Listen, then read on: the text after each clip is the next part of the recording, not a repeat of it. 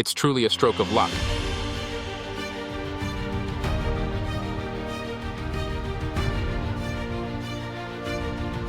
Even Ferdinand Pieck's great-grandfather, the patriarch of the Audi family, would have to bow down to this craftsman's skill if he came here to collect scrap iron.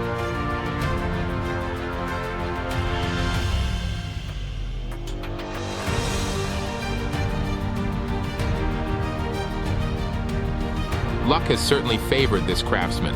Even the heavens couldn't have orchestrated it better. He discovered an old Rolex watch worth hundreds of thousands of yuan, discarded in a garbage dump. Astonishingly, such an expensive item was thrown away so carelessly.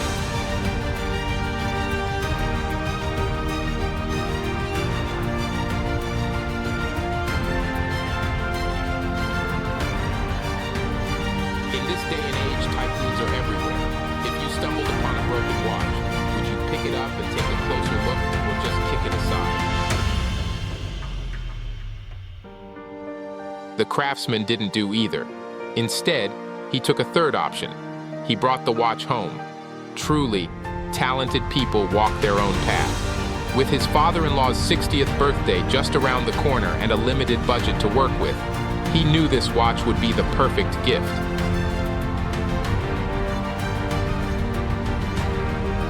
Luck was clearly on his side when he found that Rolex. Now, he's determined to restore it and impress his father-in-law.